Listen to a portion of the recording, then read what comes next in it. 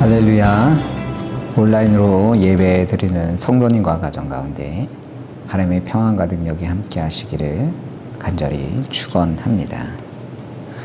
지난주 바울 사도는 신앙 연수가 쌓여 가지만 오히려 말뿐인 신앙에 머물렀던 고린도 교인들을 향하여 하나님의 나라는 말에 있지 않고 능력에 있다고 강변했습니다. 그런 바울 사도는 특별히 우리 육신을 주목하면서 오늘 본문 고린도전서 6장 20절에서 말합니다. 값으로 산 것이 되었으니 그런즉 너희 몸으로 하나님께 영광을 돌리라. 여기서 바울 사도는 무엇으로 하나님께 영광을 돌리라고 했습니까? 몸으로 하나님께 영광 돌리라 했습니다. 이게 무슨 뜻일까요? 만약 바울 사도가 인생의 대단한 업적을 통해 하나님께 영광 돌리라고 말했다면 별 어려움 없이 바로 이해할 수 있었을 겁니다. 주님 주신 재능으로 하나님께 영광을 돌리라 라고 말했어도 즉시 알아들었을 겁니다. 그런데 바울은 그런 일반적인 이유에서가 아니라 바로 몸으로 하나님께 영광 돌리라 라고 말했기 때문에 이건 이해하기가 쉽지 않습니다. 몸으로 하나님께 영광 돌린다는 의미를 알려면 당시 사상적인 배경을 이해할 필요가 있습니다. 이 시대 주류 사상은 이원론이었습니다. 이원론이 뭐냐? 이 세상을 설명할 때 두 가지의 원리를 대비시켜 설명하는 것이 이원론입니다. 대표적으로 선과 악이 있습니다. 이 세상의 근본 원리가 선과 악의 대립에 있다고 보는 것이 가장 잘 알려진 이원론의 예일 겁니다. 그런데 이런 이원론을 따르는 이들 중에는 영혼과 육신을 선과 악처럼 이해하는 이들이 있었습니다. 영혼은 선한 것이고 육신은 악한 것이고 이런 사상이 오래전부터 기독교에도 고스란히 흡수가 되었습니다. 그래서 영은 거룩한 것이지만 육은 타락한 것, 구원받지 못할 것처럼 생각하곤 했습니다. 대표적으로 초대교회를 어지럽혔던 이원론자들이 있었는데 바로 영지주의자들이었습니다. 그들 중에 도케티즘, 가연설을 주장하는 이들까지 있었습니다. 도케티즘, 가연설이 뭐냐? 예수님의 몸이 환상일 뿐이라는 겁니다.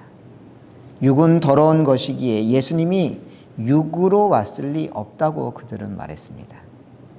하지만 이런 도케티스트들의 주장은 쉽게 받아들여질 수 없었습니다. 그들의 주장을 이상하게 여긴 이들은 물었습니다. 분명 예수님께서는 십자가에 달려 창에 찔릴 때 육신의 고통을 느끼지 않으셨냐? 육신의 몸을 입어서 그런 고통을 느끼신 것인데 어떻게 예수님이 영으로만 오셨다고 주장할 수 있겠느냐? 그렇게 묻자 도케티스트들은 황당한 답변을 내놓았습니다. 예수님이 그냥 아픈 척한 거다. 창으로 옆구리 찔릴 때 아! 하고 그렇게 신음을 냈을지 모르지만 진짜 아파서 그런 게 아니라 그냥 아픈 척한 거다. 영으로 오신 예수님이 그런 육신의 고통 따위 느끼셨을 리가 없다. 여러분, 이런 도케티스트들의 주장을 받아들일 수 있겠습니까? 그럴 수 없습니다. 예수님의 십자가는 우리를 구원하는 능력의 십자가인데 그것은 그분이 당하신 고통이 100% 리얼한 육신의 고통이었기 때문인 겁니다. 그래서 이사야 53장 5절도 말합니다. 그가 찔림은 우리의 허물 때문이요 그가 상함은 우리의 죄악 때문이라. 그가 징계를 받음으로 우리는 평화를 누리고 그가 채찍에 맞음으로 우리는 나음을 받았도다. 그가 찔림은 누구의 허물 때문이라고요? 우리의 허물 때문이라 했습니다. 우리의 허물 때문에 예수님께서 십자가에 찔리고 상하는 고통을 겪으셨다는 거죠.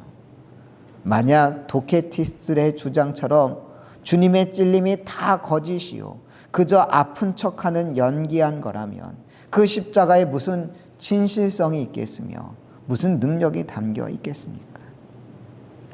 그런데 이런 경향은 현대 기독교에도 여전히 남아 있습니다. 기독교의 이단 가운데서는 구원받은 건 영이니 구원받은 이후 육신이 어떻게 살든 상관없다고 주장하는 이들도 있습니다. 영은 이미 구원받았으니 육신은 죄를 짓든 타락한 생활을 하든 구원과는 아무 상관이 없다는 겁니다. 정말 그렇습니까? 구원받은 이후 육적으로 아무 짓이나 해도 아무런 상관이 없습니까? 그럴 리가 있습니까? 구원받은 자의 삶이 어떻게 구원과 아무 상관 없을 수가 있겠습니까? 그런데 여기서 끝나지 않습니다. JMS라고 하는 이단의 경우 아예 한 걸음 더 나아가 창세기에 나오는 선악과에 대한 이야기를 이상하게 비틀어서 이야기합니다.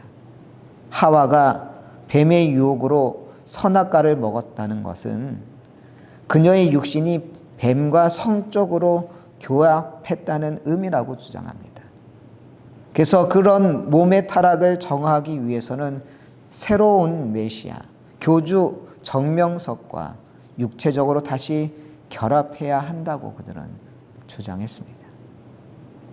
육체적으로 거룩한 교주 정명석과 하나 되어 타락한 육신이 깨끗해질 수 있다는 겁니다. 이게 무슨 말이나 되는 이야기입니까? 그런데 왜 이런 이야기까지 나왔느냐?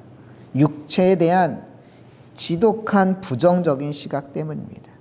육체는 무조건 타락한 것, 부정한 것, 더러워진 것이라는 생각으로 말미암아 이런 극단적인 주장까지 나온 것이죠. 정말 그럴까요?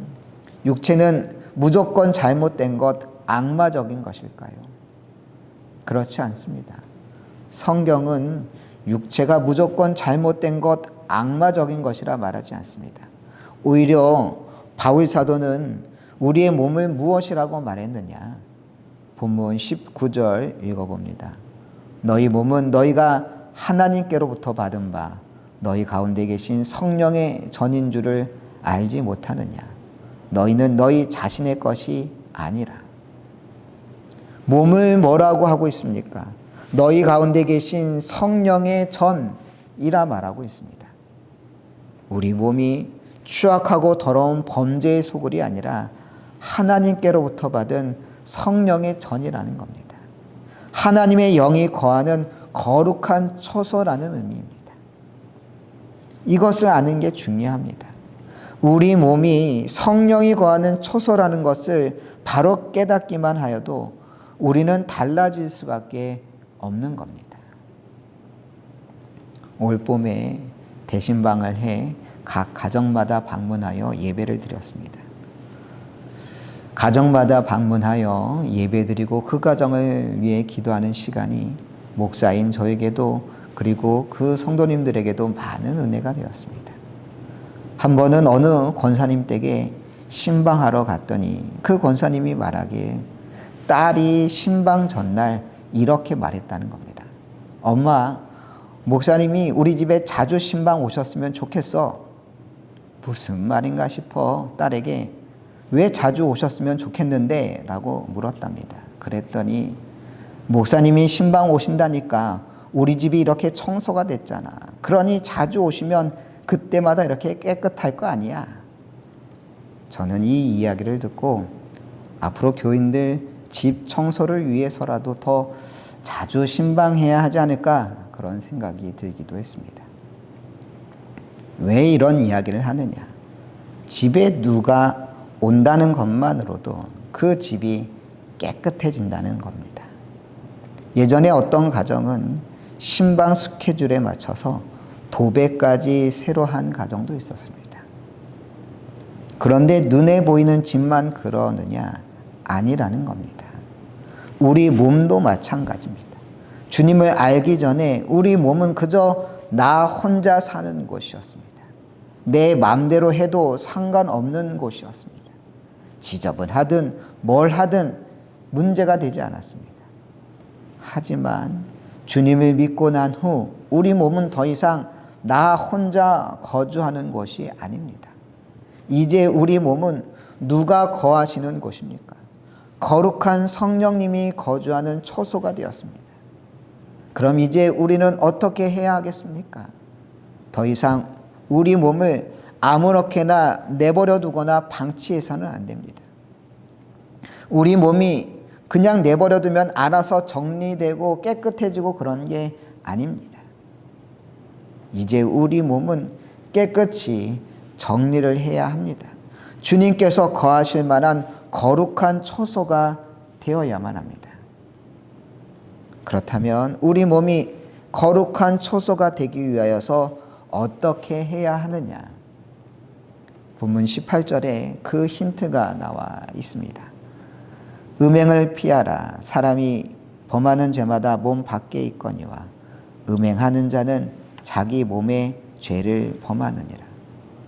여기서 바울 사도는 무엇을 피하라 했습니까? 음행을 피하라 했습니다. 음행하는 자는 어디에 죄를 범한다고 했습니까? 자기 몸의 죄를 범한다 했습니다. 음행을 피해야 하는 이유는 우리 몸에 죄를 짓는 것이기 때문이라는 뜻입니다. 그렇습니다. 우리 몸을 정결하게 하지 못하고 우리 몸에 해로운 것을 집어넣는 것, 그것이 죄라고 바울 사도는 말하고 있습니다. 여기서 말하는 죄는 단순히 성적인 것만 의미하는 것이 아닙니다. 우리 몸을 해롭게 하는 것, 잘못된 것을 우리 몸에 투여하는 것, 이런 모든 행위가 우리 몸을 죄짓게 하는 일에 해당합니다. 어떤 일이 그런 거에 해당되겠습니까? 대표적으로 마약이 있습니다. 사실 얼마 전까지만 해도 우리는 마약 청정국이라고 그렇게 알려져 있었습니다. 하지만 이제는 더 이상 아닌 듯합니다. 한 기사에 따르면 마약으로 검거되는 사람만 한 해에 2만 명에 이른다는 겁니다. 특히 2030 세대의 젊은 층 중 마약 사범 비중이 절반 이상을 차지할 정도로 심각한 사회적 현상이 되었습니다. 이런 마약 사범만 2천여 명을 검거한 이인범이라고 하는 유능한 경찰이 있었습니다. 마약 잡는 귀신 경찰로 이름을 날려 경찰총장 및 부산지방청장상 등 50여 차례나 표창을 받을 정도로 유능한 경찰이었습니다. 이인범 형사는 여기에 만족하지 않고 더 큰 마약 판매 조직을 조사하기 위하여 언더커버, 위장 수사에 나섰다고 합니다. 마약 조직 깊숙이 잠입하기 위하여 자신이 마약 사용자인 것처럼 위장을 해 마약 판매자들에게 접근했던 것이죠. 하지만 마약 판매상은 쉽사리 그를 믿어주지 않았던 겁니다. 그러자 하는 수 없이 그들의 믿음을 사기 위하여 이인범 형사는 자진해서 자신의 몸에 직접 마약을 투여했습니다. 마약상들은 그 모습을 보고 더 이상 그를 의심하지 않게 되었고, 그 덕분에 이인범 형사는 더 많은 정보를 얻어 그 마약 조직을 일망타진할 수 있었습니다. 그런데 문제가 발생했습니다. 그렇게 단 한 번 마약을 투약했던 것인데 이후 어느새 마약에 중독이 되었던 겁니다. 마약 중독 증세로 인하여 이인범 형사는 경찰 옷까지 벗어야 했고 결국 마약 사범으로 7년 동안 옥살이까지 하게 됩니다.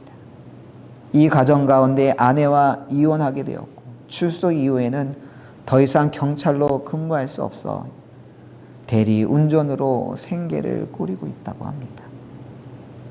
마약이라는 것이 얼마나 무서운 것인지 잘 보여주는 사건입니다. 이인범 형사님은 마약 사범 소탕을 위해 단 한 번 투약했을 뿐인데도 바로 중독되었던 것 아니겠습니까? 마약이 얼마나 위험하고 해로운지 몰라서 그렇게 된 것일까요? 누구보다 잘 알고 있었지만 잘못된 것을 자신의 몸에 집어넣자 그로 인하여 그의 모든 삶이 무너져 버렸던 겁니다. 마약이라고 하니까 내 삶과는 너무 거리가 먼 이야기라 생각될지 모릅니다. 하지만 우리 몸에 넣지 말아야 할 것이 마약만 해당될까요? 아닙니다. 성경에 보면 우리가 매일 먹는 음식도 아무렇게나 먹어서는 안 됨을 알려주고 있습니다. 광야에서 먹을 것이 없다고 원망 불평하던 이스라엘 백성들에게 하나님께서는 만나를 허락하셨습니다. 그런데 만나를 주실 때 하나님께서 한 가지 조건을 두셨습니다. 그 조건이 뭐냐? 출애굽기 16장 16절에 나옵니다. 여호와께서 이같이 말씀하시기를 너희 각 사람은 먹을 만큼만 이것을 거둘지니. 만나를 거두되 각 사람은 어느 만큼만 거두라고 했습니까? 먹을 만큼만. 먹을 만큼만 거두라는 게 무슨 뜻이겠습니까?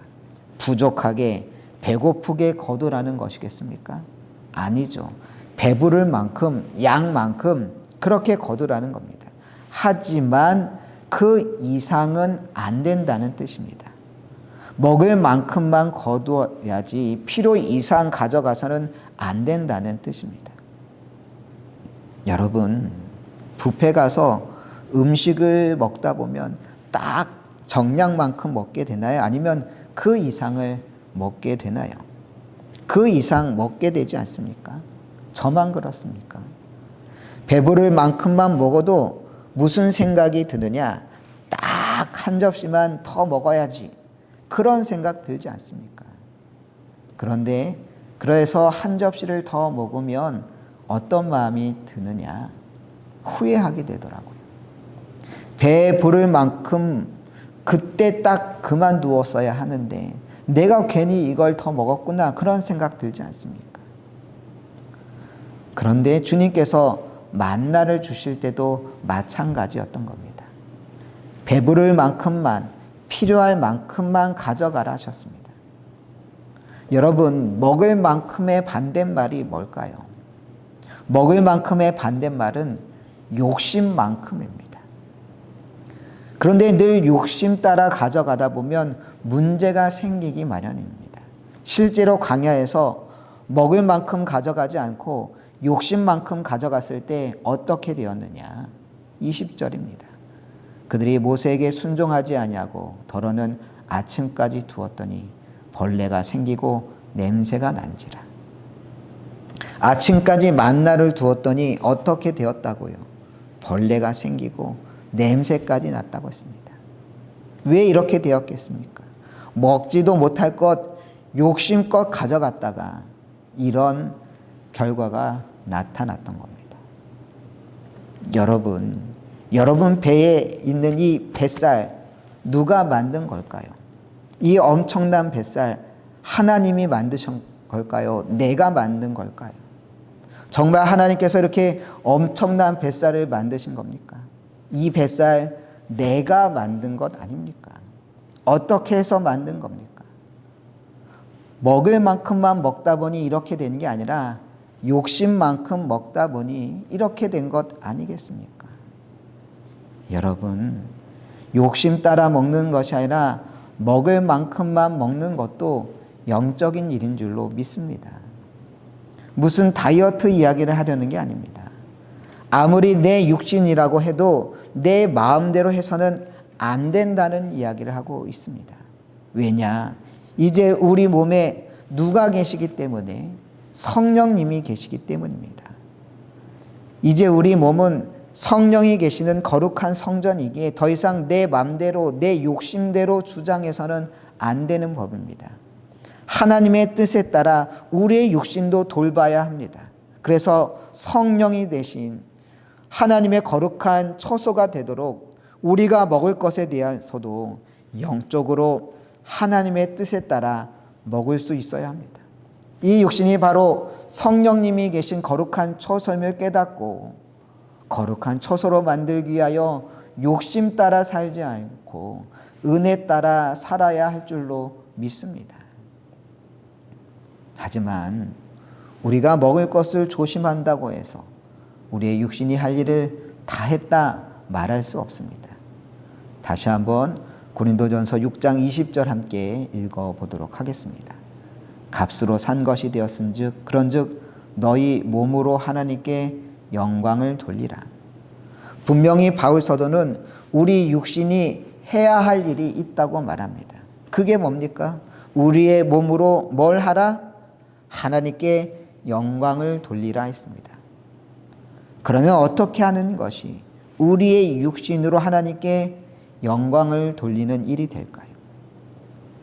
이와 관련된 가장 중요한 구절이 로마서 12장 1절 말씀입니다. 너희 몸을 하나님이 기뻐하시는 거룩한 산 제물로 드리라. 이는 너희가 드릴 영적 예배니라. 여기서 바울 사도는 말합니다. 우리의 몸을 하나님께서 기뻐하시는 거룩한 산 제물로 드리라는 겁니다. 그럴 때 이것이 바로 우리가 드릴 영적 예배라고 했습니다. 이게 무슨 뜻이냐? 우리의 육신이 거하는 매일의 삶이 하나님께 영광 돌리는 영적인 예배의 삶이 되어야 한다라고 말하고 있습니다. 이전에 사역하던 춘천중앙교회는 주차장이 넓은 교회로 유명했습니다. 예배당도 1층, 2층 합치면 1,500명이 들어갈 수 있을 정도로 컸지만 주차장도 최소 300~400대 이상 주차될 수 있을 만큼 어마어마하게 컸습니다. 하지만 그 넓은 주차장도 늘 주일이면 부족해서 어려움을 겪었습니다. 2중, 3중으로 주차해도 늘 자리가 부족하곤 했습니다. 하지만 더 큰 문제는 예배가 끝나고 나서 벌어졌습니다. 주일 11시 예배 때 보통 1,200~300명이 예배 드렸는데 예배가 끝나면 그 많은 사람들이 다 한꺼번에 주차장을 빠져나가려고 하다 보니 이게 보통 일이 아니었던 겁니다. 어떤 경우 주차장을 빠져나가는 데에만 10분, 20분 이상 걸리기도 했습니다. 그러다 보니 종종 어떤 광경을 보게 되느냐.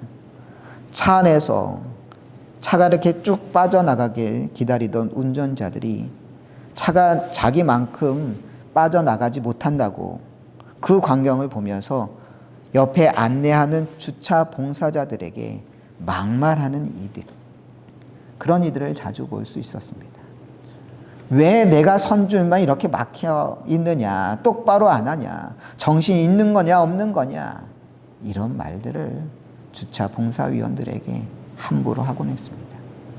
때로 정말 심한 경우에는 이 새끼 저 새끼 하며 다짜고짜 주차 봉사위원들에게 욕하는 경우도 볼 수가 있었습니다. 이런 분들을 볼 때마다 무슨 생각이 들었겠습니까? 분명 저분들 좀 전까지 어디에 있었어요? 예배실에서 예배드리고 있었습니다. 방금 전까지 예배드리고 은혜 받아 손들고 찬양하며 아멘 아멘 그렇게 말씀을 들었는데 받은 은혜를 언제 다 까먹었느냐? 예배실 나오자마자 다 까먹어 버린 겁니다. 이제 예배 끝났으니 더 이상 자신은 예배자가 아니라는 거죠. 그런데 정말 그렇습니까? 예배가 끝나면 다 끝입니까? 예배가 끝나면 이제 내가 하고 싶은 대로, 내가 살고 싶은 대로 아무렇게나 살아도 상관없는 겁니까? 아닙니다. 분명 성경은 말합니다. 우리 몸을 하나님이 기뻐하시는 거룩한 산제물로 드리라고. 이것이야말로 우리가 드릴 영적 예배라고 하지 않았습니까? 우리 몸을 어떻게 거룩한 산제물로 드릴 수 있겠습니까? 예배당에서 영으로 드리는 예배가 끝나면 이제 내 몸으로 드리는 예배가 진행되어야 한다는 말씀입니다. 받은 은혜를 가지고 실제 내 삶 가운데 내 몸으로 그 은혜를 이루는 것이야말로 우리가 진정으로 드릴 영적 예배인 줄 믿습니다. 주차장에서 욕했던 분들은 마음으로 예배를 드렸을지 모르지만 거룩한 산재물 되는 몸으로 드리는 예배는 드리지 못했던 겁니다. 그렇습니다. 진짜 신앙인은 몸으로 예배 드리는 자인 줄 믿습니다. 영으로 드린 예배가 끝나고 내 삶의 현장 가운데 거룩한 산제물이 되어 몸으로 예배 드리는 자가 진정한 예배자인 줄 믿습니다. 예수님께서는 우리를 위하여 자신의 몸을 직접 내어 주셔 십자가에서 고통 당하셨습니다. 이제 우리가 우리 몸을 하나님께 내어 드릴 때인 줄로 믿습니다. 그 주님을 위하여 몸으로 영광 돌릴 수 있는 여러분들 되시길 간절히 축원합니다.